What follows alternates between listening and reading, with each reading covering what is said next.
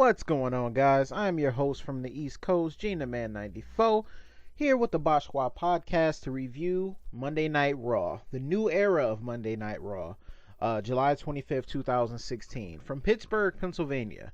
Now, Raw has a new set, new announce team, and a new theme song, and the announcers are no longer at ringside. They are back on the stage area on the left, kind of how JR and King were back in the good old days of Raw.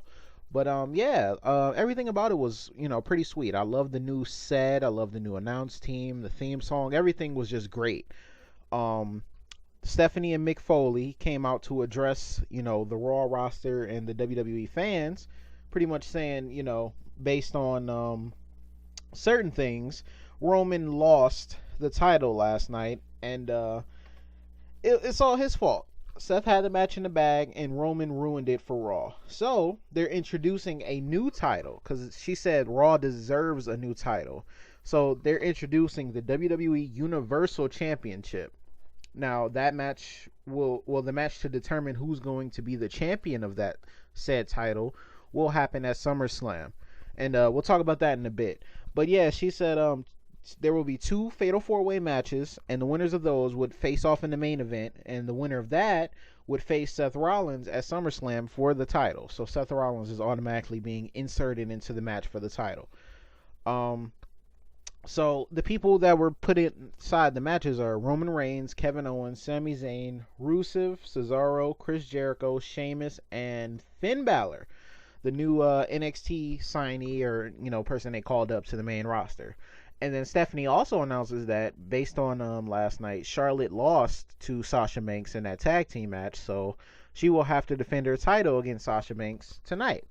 So we kicked it off with the first Fatal 4-Way match. We had Cesaro, Rusev, and Kevin Owens and Finn Balor all in one match, Fatal 4-Way. The match was crazy. These guys were out to prove they deserved to be in a match against Seth Rollins at SummerSlam, and they put their all in this match. They all wanted it. They were all hungry. A bunch of good spots in this match. Cesaro and Finn double suplexed Rusev and Owens. And then at one point in the match, Rusev and Owens were working together to one-up each other and pretty much take out the two faces in the match. And they were just performing different moves, all suplexes and, whatever. They were just trying to hurt these guys, but they wouldn't let each other get the pin. So after Owens had went for a pin, Rusev broke it up, and then they started fighting each other as expected. The teamwork didn't last that long, pretty much. Cesaro had the uppercut train going, and Balor was flying over the top ropes onto the guys or whatever, and they all got a chance to show off what they can do. All got a chance to show off, or to impress the crowd. They were able to do whatever they could to get into that match. They did this 4-man turnbuckle spot, turnbuckle powerbomb spot. Yeah, none of these guys would give an inch in this match, and it was a good Fatal 4-Way match. Rusev had Owens in the accolade, and then Cesaro interrupted it, and then he put Rusev in the swing, and then Finn eventually got back in and hit the coup de grace on Rusev and picked up the victory after getting Cesaro out of there. So Finn Balor is the first competitor to be inserted into the main event for tonight. Great match, though. Definitely a great way to start off this new era of Raw with, these guys that are always putting on great matches. Nothing to complain about with this match. So, after that, they had Nia Jax's debut match on Raw. Pretty much just an enhancement match against somebody named Brit Baker. Nia just squashed her. They bring in a new talent just to have them win their first match, very easily sometimes, and that's exactly what they were doing here. They put her in there with a jobber, and she pretty much just squashed her.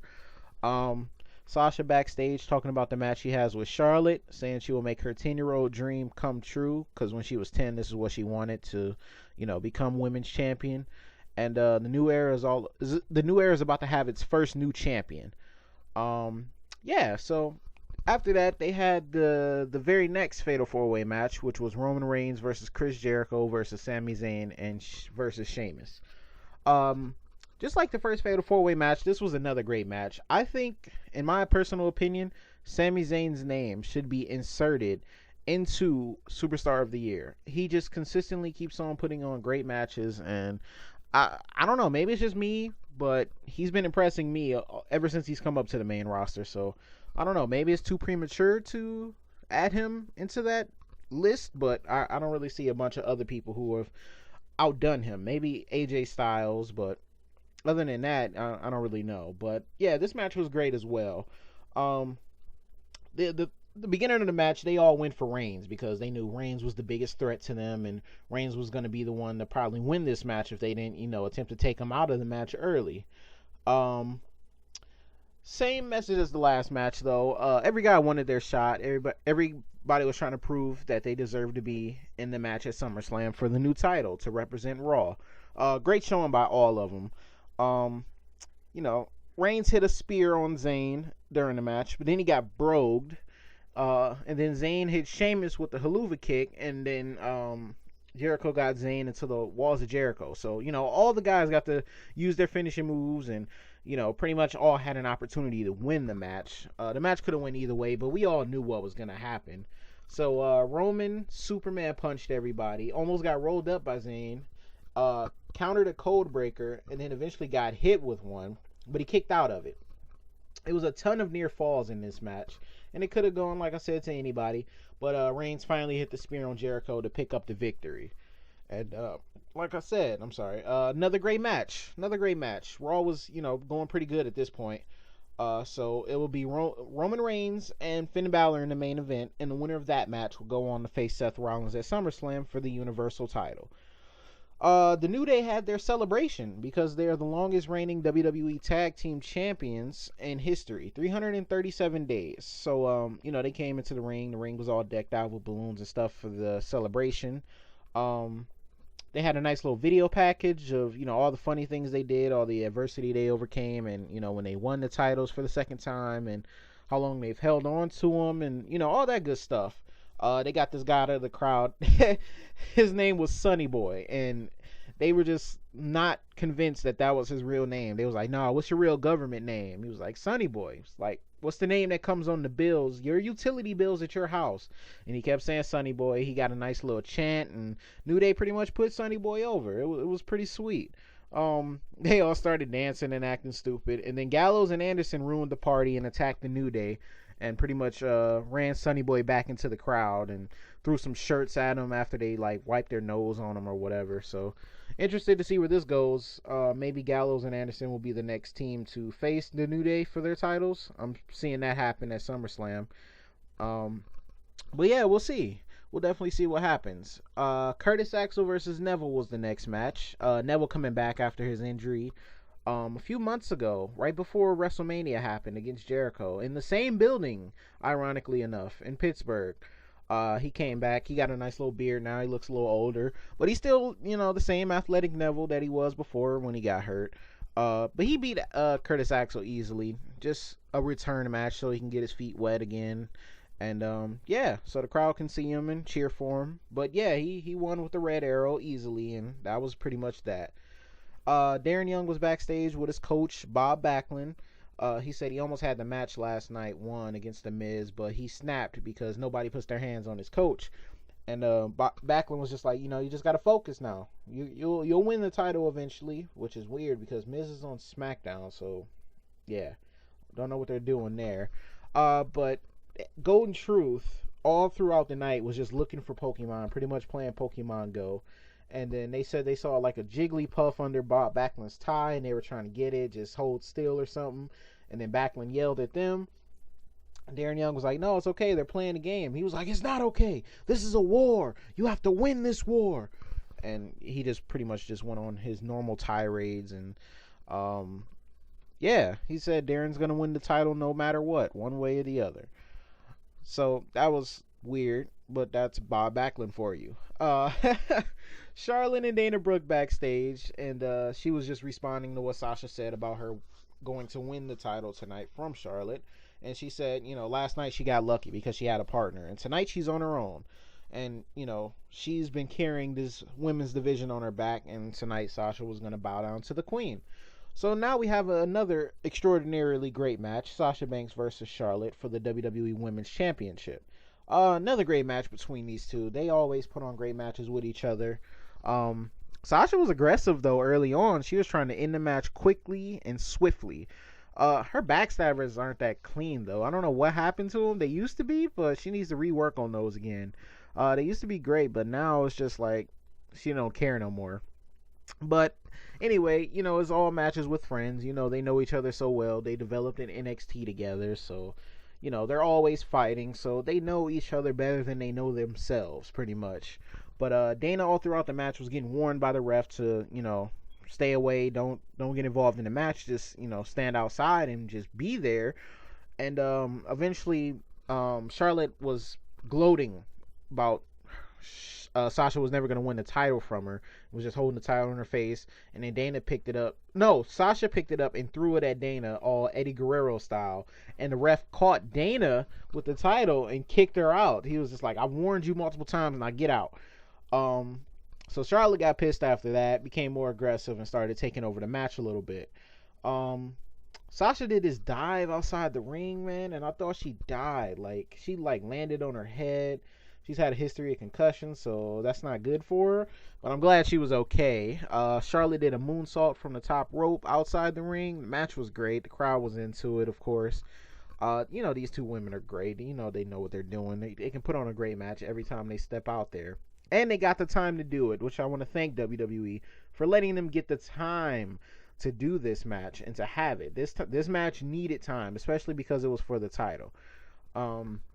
Only way I could see it not having as much time is if, it was just going to be like a screwy finish or something, which I predicted it was.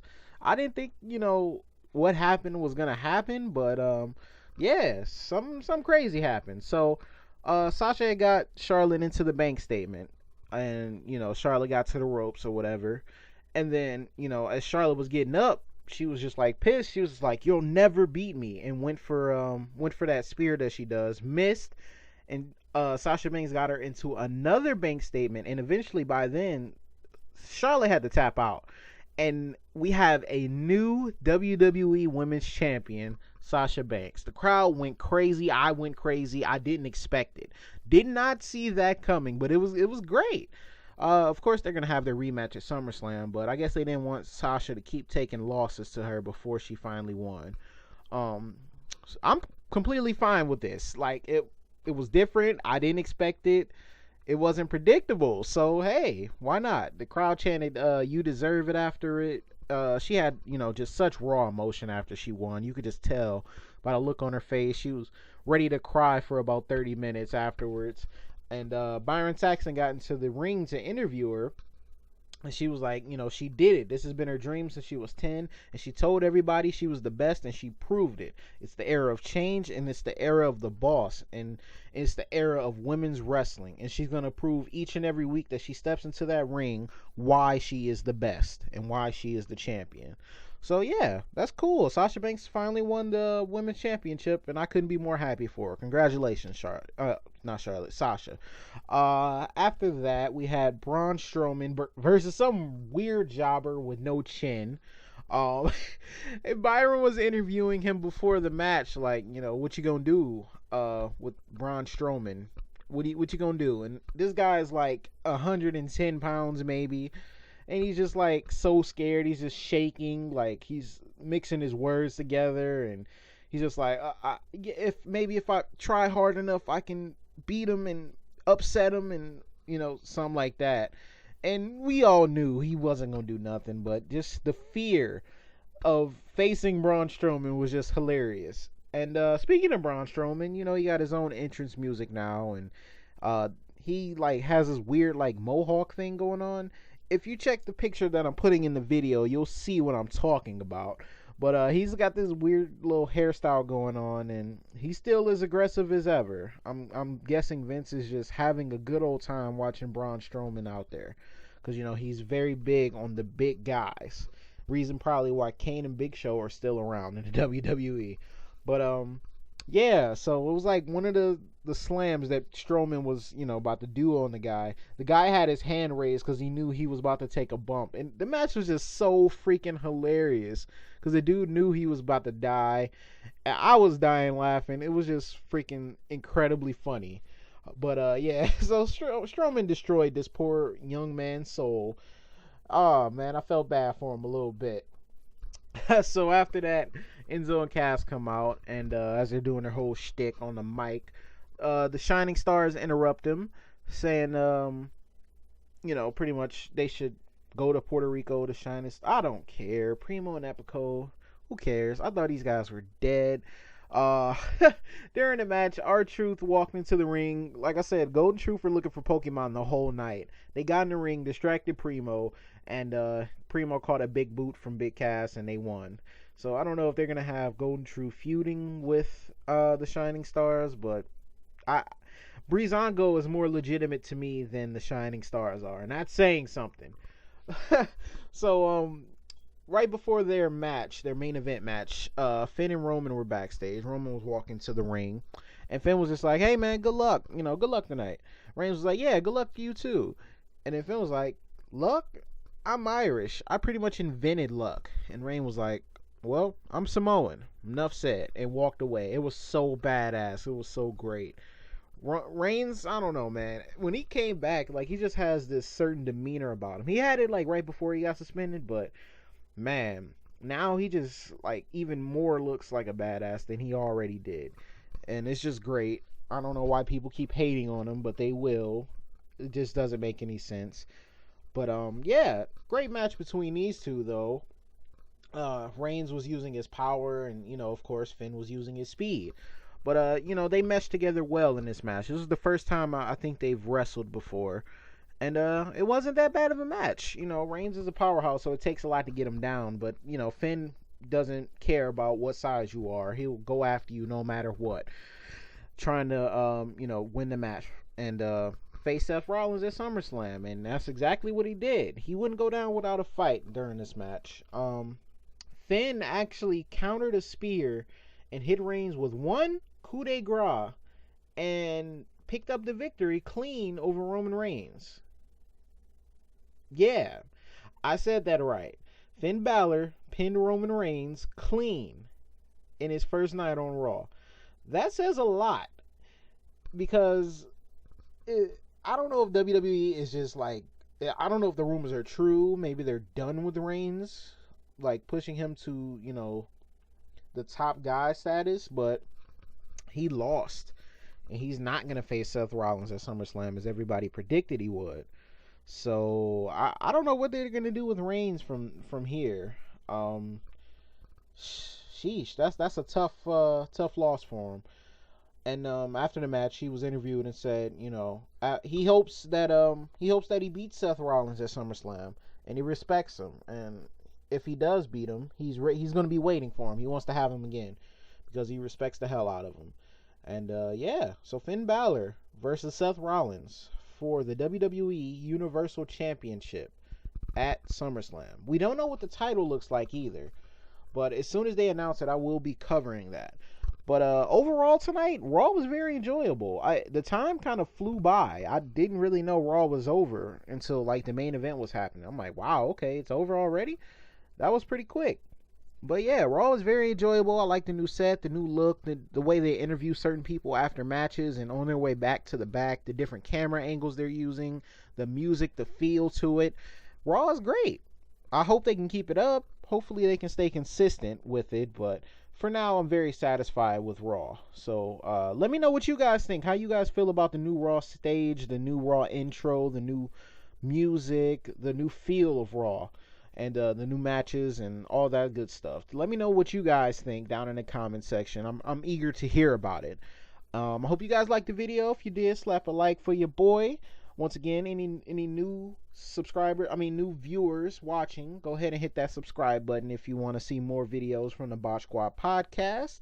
I am your host, Gene the Man 94, once again, and I thank you guys for watching. I'll talk to you later. Peace.